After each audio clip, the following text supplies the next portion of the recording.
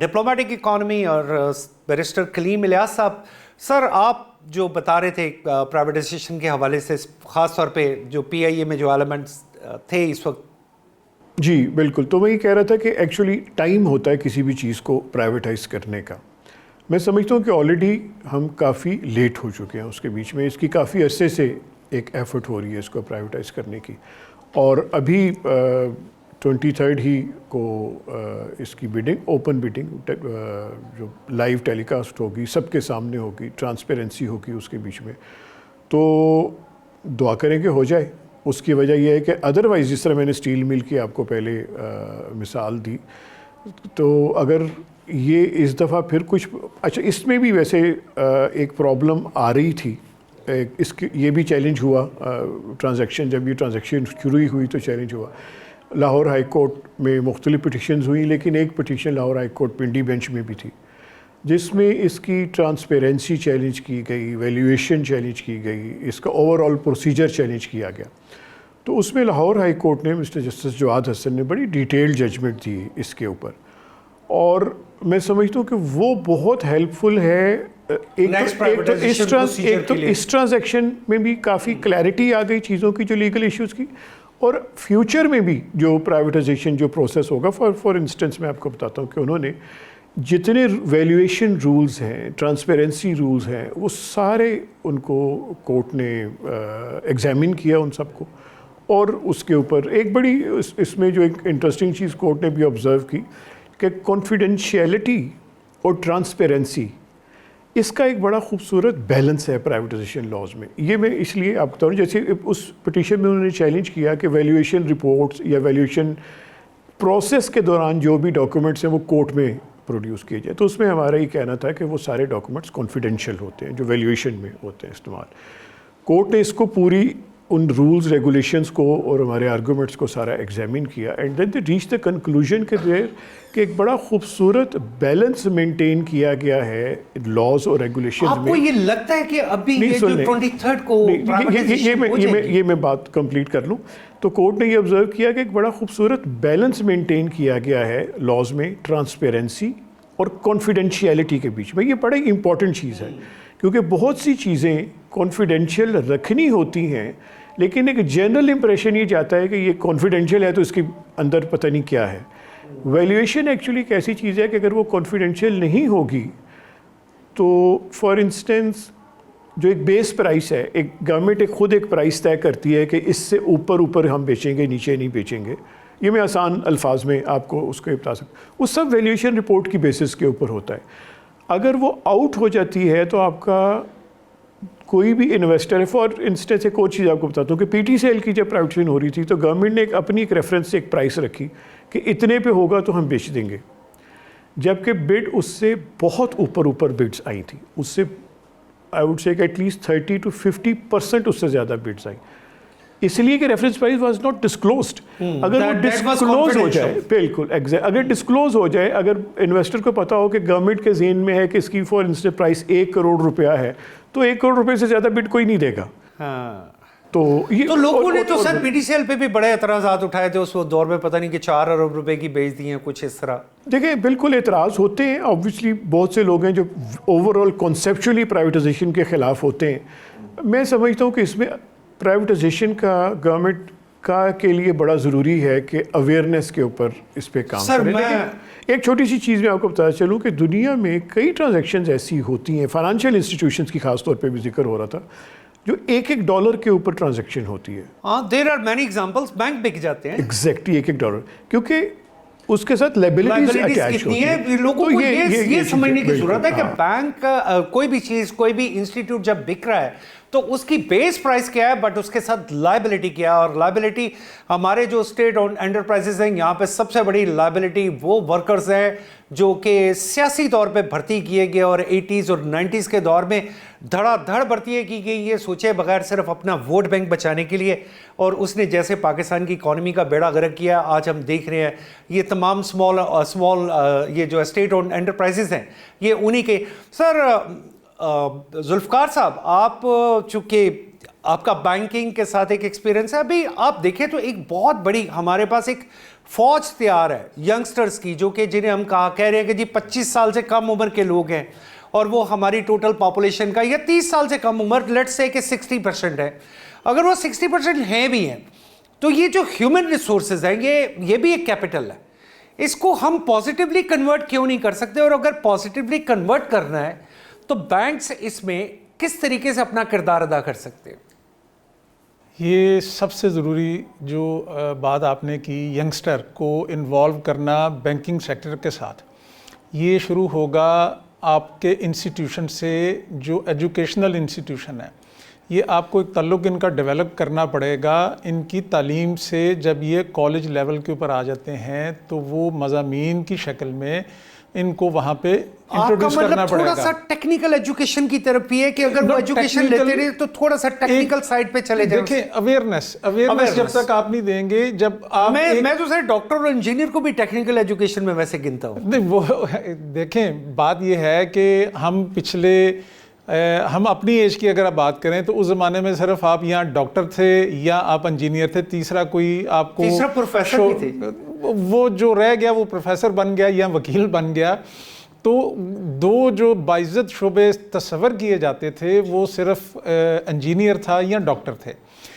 لیکن آج کی دنیا میں یہ ایجوکیشن میں اتنا ایک آپ کہہ لیں کہ ترقی آئی ہے اور اتنے یہاں پہ سبجیکٹس آ گئے ہیں کہ آپ کو ان کے ساتھ ایک لاء کا سبجیکٹ اگر آپ ان کی بیس ایک بنا دیں، آپشنل بھلے رکھ دیں، لیکن آپ اے لیولز کے اوپر یا میٹرک اے لیول میں تو ہے شاید اس میں لاء کا ایک سبجیکٹ وہاں پہ آپشن ہوتی ہے، لیکن کمپنی لاء، جی جو وہ بینکنگ لاء کمپنی لاء ہے، آپ اس طرح کا ایک وہاں پہ سبجیکٹ انٹروڈیوس کروائیں.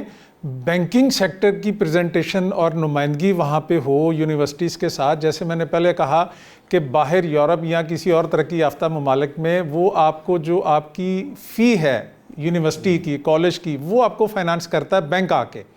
اگر آپ کے پاس افورڈیبلٹی نہیں ہے تو وہ آپ پے کرتے ہیں جب آپ کو نوکری مل جاتی ہے اور آپ پریکٹیکل لائف میں آتے ہیں تو آپ پے آف کرتے ہیں. یہ وہ ریلیشن ہے انسٹیٹیوشنل اینڈ بینکنگ جو ہے ایک کولیبریشن، اگر آپ اسے اس طرح کا بہت نام زیادہ اس کی ضرورت ہے. آپ اگر کسی بھی شعبہ کو جو پریکٹیکل لائف میں داخل ہو کے کوئی بھی طالب علم جو ہے وہ اس میں آگے چلنا چاہتا ہے تو بہت ضروری ہے کہ اس کو انسٹیٹیوشنل لیول یا اس کے دور میں اس کو وہاں پہ انٹروڈیوس کروایا جائے، ان کی انٹریکشن ہو، ان کو بتایا جائے کہ ایس ایم ای کیا ہے. آپ جا کے باہر جب پریکٹیکل لائف میں آتے ہیں تو آپ بینک کے ساتھ آپ کا ریلیشن کیسے چلنا ہے. دیکھیں جب آپ ایک بینک کے ساتھ اکاؤنٹ کھولتے ہیں، یہ وہ پہلا ریلیشن ہے کسی بھی شخص کا جو بینک کے ساتھ آپ کا ڈیولپ ہوتا ہے. آپ وہاں سے آگے چلتے ہیں، آپ کی کریڈٹ ایک ہسٹری بنتی ہے تو بینک آپ کو ایک جو کریڈٹ کارڈ کی شکل میں ایک لون کی فیسلٹی دیتا ہے، وہی لے کے آپ کنٹینیو اگر آپ کریں تو آپ آگے بڑھتے جائیں گے. لیکن ایشو یہ ہے ذوالفقار صاحب، میں اب جو دنیا میں دیکھ رہا ہوں کہ دنیا the world have been transformed into cash less economy.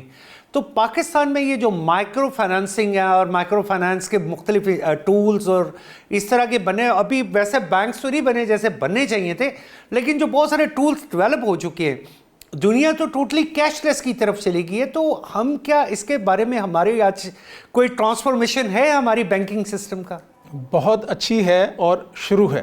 دیکھیں آغاز ہو چکا ہے. آپ اس کی میں مثال ایک دیتا ہوں کہ آج کل ہر زبان عام پہ ہے ایزی پیسہ، جائز اکاؤنٹ آپ کا ہے جی، وہ منی ٹرانسفر کے لیے جتنی بھی یہ سروس پرووائڈر ہیں یہ ٹیلی فون یا موبائل والے، انہوں نے اپنی اب اس بینکنگ سیکٹر میں آ گئے ہیں مائکرو فائنانس کے اندر، اور وہ اب آہستہ آہستہ ڈیولپ ہو رہا ہے. اب ایشو یہ ہے کہ لوگوں کی ایکسیپٹنس وہ ابھی اس طریقے اور اس پرسنٹیج کے ساتھ نہیں آ رہی جتنی کہ ہونی چاہیے.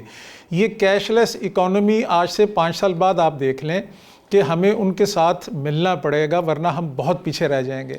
آپ کسی بھی جگہ پہ چلے جائیں، اب تو ایک جو چھوٹے لیول کا دکاندار بھی ہے، ایون کہ ایک ریڑھی والا بھی جو ہے، وہ اس کو بھی جیز کیش اور اس طرح کے جو اکاؤنٹ ہے انہوں نے رکھا مائکرو فنانس میں. اور آپ اگر آپ کے پاس کیش نہیں ہے تو آپ اس کو آفر کرتے ہیں کہ جناب وہ آپ کے پاس اس طرح کا کوئی اکاؤنٹ ہے تو وہ آپ اس کے موبائل نمبر کا جو اس کا اکاؤنٹ نمبر ہے اس میں آپ پیسے ٹرانسفر کیے دیتے ہیں. بات اویئرنیس کی بھی ہے, یہی اویئرنیس آپ کو ڈیولپ کرنی ہے. اب یہ سارا بوجھ ہم حکومت پہ بھی نہیں ڈال سکتے, یہ جتنے بھی پرائیویٹ سیکٹر میں فائنانشیل انسٹیٹیوشنز ہیں یہ ان کی بھی ذمہ داری ہے. یہ وہ بڑے اچھے طریقے سے, کام تو صرف ریگولرائز کرنا ہوتا ہے, ان کا کام فیسیلیٹیٹ کرنا ہے, ان کا کام ریگولرائز کرنا ہے, اور اس کے بعد تمام بوجھ جو ہے وہ آ جاتا ہے فائنانشیل انسٹیٹیوشن یا پرائیویٹ سیکٹر کے اوپر. اب فائنانشیل انسٹیٹیوشن جو ہے اس کو بڑے اچھے طریقے سے لے کے عوام میں آگاہی مہم, آپ ٹی وی کے ذریعے, الیکٹرانک میڈیا ہے اس کے ذریعے دیکھ لیں. پھر اسلامک بینکنگ جو ہے وہ انٹروڈیوس ہو رہی ہے پورے ملک میں. ہر بینک, جتنے بھی پاکستان میں کمرشل بینک ہیں, وہ اپنی کنونشنل بینکنگ کے ساتھ اسلامک جو برانچز ہیں وہ بہت تیزی سے پورے ملک میں ایک جال بچھا رہے ہیں.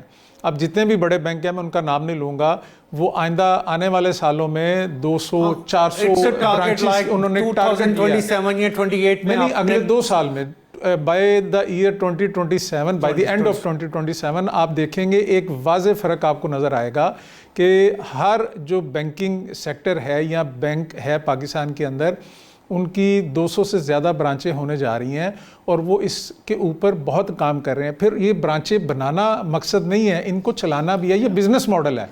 اب یہ بزنس جو اسلامک بزنس, اور یہ جو ہم بات کر رہے ہیں کہ پارٹنرشپ کے ایک ہونی چاہیے ایک ایس ایم ایز کے ساتھ, یہ بھی ان کو کرنا پڑے گا, کیونکہ اگر انہوں نے پنپنا ہے, انہوں نے ڈیولپ ہونا ہے, اس ماڈل کو آپ نے آگے لے کے جانا ہے, تو اس کے بغیر ہمارے پاس اور کوئی چارہ نہیں ہے. یہ کولیٹرل جو ایک کنونشنل بینکنگ ہے نا, ہم اس سے باہر آ رہے ہیں. لیکن اس کا میں بھی آپ کی بات سے بالکل اتفاق کرتا ہوں کہ ہمیں اسلامک بینکنگ سسٹم کو اگر اڈاپٹ کرنا ہے تو we have to disengage this electoral system, جس کی وجہ سے ہماری ان لوگوں پہ جو کہ لون لینا چاہتے ہیں اور جن کے پاس اس کی بیس نہیں ہے, but they have come up with their ideas, تو ڈیفینیٹلی ایک وقت آئے گا کہ بینکس اور وہ ایک کولیبریٹر ہو جائیں گے اور وہ پارٹنر بن جائیں گے. Very good concept. سردار کلیم لیاس ڈار صاحب, میں آپ سے پوچھنا چاہتا ہوں کہ سر یہ public and private partnership triple P model, بہت سارے ملک, بہت ساری دنیا نے اس سے ترقی کی. چائنا نے اگر ترقی کی تو they set an example that they started the triple P model in 1980s, 84, 85, and they came up with very brilliant ideas. Now their way to the progress that start from this triple P model, but still in Pakistan we did not implemented this law, or there is not any proper law, or the people are not aware of that, they are not educated. In many areas we can set up triple P model. ہم وہاں پہ بہت بڑی بڑی industry لگا سکتے ہیں, ہم وہاں پہ انفراسٹرکچرل کمپنیز بنا سکتے ہیں. یہ آج جو چائنا کی بہت ساری کمپنیز ہیں, almost like 800 companies, they have grown up with this triple eight models and all are multi-billion dollar companies, but they adopted this model. یہ پاکستان میں سر, پہلے تو آپ تھوڑا سا عوام کو یہ بتائیے کہ what is a triple P model, پھر اس کا اگلا رول ماڈل. بہت سے پروجیکٹس ہوتے ہیں ایسے جو گورنمنٹ خود کرنا چاہے تو فائنانشیل برڈن ہوتا ہے گورنمنٹ کے لیے بھی, اور پرائیویٹ آدمی بھی اگر خود کرنا چاہے تو اس کی انویسٹمنٹ بہت زیادہ ہو جاتی ہے. فار انسٹنس ایک زمین گورنمنٹ پرووائڈ کر دے, اس کے اوپر کوئی پروجیکٹ بنا لیتا ہے, تو اس طرح کی چیزیں ہوتی ہیں. اچھا, روڈز پہ, ہائی ویز کے اوپر آپ کسی کو پرائیویٹ کانٹریکٹر کو دیتے ہیں اور وہ روڈ بلڈ کرتا ہے اور پھر وہیں سے پیسے جنریٹ کرتا ہے, بلڈ اون اینڈ ٹرانسفر, جس طرح ایک بی او ٹی کا کانسیپٹ ہوتا ہے. تو یہ اس طرح سے. اچھا, دوسرا جو آپ نے بتایا کہ ایکچولی کہا کہ لا میکنگ کا پاکستان میں فیڈرل لیول کے اوپر تو یہ 1990s میں شروع ہو گیا تھا. دیکھیں بیرسٹر صاحب, آپ کہتے ہیں 1990s میں شروع ہو گیا تھا, لیکن ہماری پبلک کو, بزنس کمیونٹی کو اس کی اویئرنیس آج بھی نہیں ہے. ہونی چاہیے, مطلب نہیں ہے تو میں سمجھتا ہوں. اگر پہلی بات تو یہ کہ میرا خیال ہے کہ پنجاب میں خاص طور پہ بہت بڑے بڑے جو پروجیکٹس ہیں, آپ کی رنگ روڈ, بہت ہاسپٹلس کے پروجیکٹ, یہ سب پبلک پرائیویٹ پارٹنرشپ کے تحت ہی چل رہے ہیں یہاں پہ. تو اس لیے میرے خیال سے اچھا، اور پنجاب میں پھر اس کی ڈیولپمنٹ بھی ہوئی، ایون کہ اس کا لا جو ہے وہ ٹائم ٹو ٹائم امپروو ہوتا رہا، اور ابھی 2025 میں ایک نیا اس کا لا آ رہا ہے. تو یہ تو پھر کنسسٹنسی تو نہ سمجھے کہ جی ابھی تک اگر 1990 سے لے کے 2025 تک ہم اس کے لاز ہی پریپیئر کر رہے ہیں، اسے امینڈ کر رہے ہیں، تو then where is the progress? نہیں، دیکھیں جب آپ لاز کو امپروو کر رہے ہوتے ہیں ایکچولی یہ پروگریس ہو رہی ہوتی ہے. فار ایگزامپل آپ یہ نہیں کہہ سکتے کہ اگر لا نیا بنا ہے تو اس کی پروگریس نہیں ہو رہی، ایکچولی وہ پروگریس ہو رہی ہوتی ہے. اس لیے نئی نئی چیز، ابھی آربیٹریشن ایکٹ ہمارا 1940 کا جو تھا، ابھی ہم نہیں، وہ آربیٹریشن تو میرا ایک کویسچن ہے آپ سے کہ لیکن یہ پہلے ہمیں اب ٹرپل پی جو ماڈل ہے وہ اس پہ میں آپ کو ایک ایگزامپل یہ دے رہا ہوں کہ ابھی ہم 2025 میں ایک نیا آربیٹریشن ایکٹ لے کر آ رہے ہیں. اس کا مطلب یہ نہیں کہ ہم ابھی تک ڈیولپ نہیں ہوئے. لا آتا ہی تب ہے کہ جب ڈیولپمنٹ ہو رہی ہوتی ہے تو نئے نئے سینیریوز میں بھی 26ویں ترمیم آ جاتی ہے، تو وہ آتا رہتا ہے. امپروومنٹس کانسٹیٹیوشن ہو یا لا ہو ڈیفینیٹلی اس میں کنٹینیوسلی ہوتی ہے. تو لیکن آپ کے پنجاب میں موسٹلی جو بڑے پروجیکٹ، اچھا اس میں ایون فارسٹیشن پروجیکٹس ہیں، ہاسپٹلس کے پروجیکٹس ہیں، ڈی ایچ کیوز جو ہیں وہ پی پی پی ماڈل کے لیے اویلیبل ہیں. the question is there is no like جو اویئرنیس ہے among the public، اور اسی پی پی پی ماڈل کے ضروری نہیں ہے کہ ایک دو کمپنی کر رہی ہوں، وائی ناٹ کہ اس کی کوئی شیئر اسکیم بنا دی جائے، اس کا کوئی شیئر لانچ کر دیا جائے، کوئی بندہ چاہے تو وہ ایک شیئر بھی خرید لے. بالکل، اگر کوئی چاہے. دیکھیں پی پی پی ماڈل بھی ایکچولی ایسا ہی ہے کہ جب کوئی پروجیکٹ آتا ہے پی پی پی کا، مطلب ہم کیونکہ پرائیویٹ انویسٹرز کو بھی ریپرزینٹ کرتے ہیں اس میں، تو جب کوئی پروجیکٹ آتا ہے تو وہ پراپر ایڈورٹائز ہوتا ہے، جو بھی انٹرسٹڈ پارٹیز ہوتی ہیں آ جاتی ہیں. اگر چھوٹے سائز کا انویسٹرز ہیں، ایک سے زیادہ پروجیکٹ بڑا ہے تو 10 لوگ تو 10 لوگ بالکل کر سکتے ہیں، اس میں کوئی رکاوٹ نہیں ہے کسی چیز. لیکن سر پبلک اویئرنیس نہیں ہے سر، یہ تو آپ کا کام ہے نا پبلک کو اویئرنیس دینا. اور اس کے ساتھ we have to go for a short break, we will be right back. بڑی پیاری گفتگو ہو رہی ہے بیرسٹر کلیم الیاس صاحب سے اور چودھری ذوالفقار صاحب ایڈوکیٹ، جو کہ بڑے سینئر ایڈوکیٹ ہیں بینکنگ کے.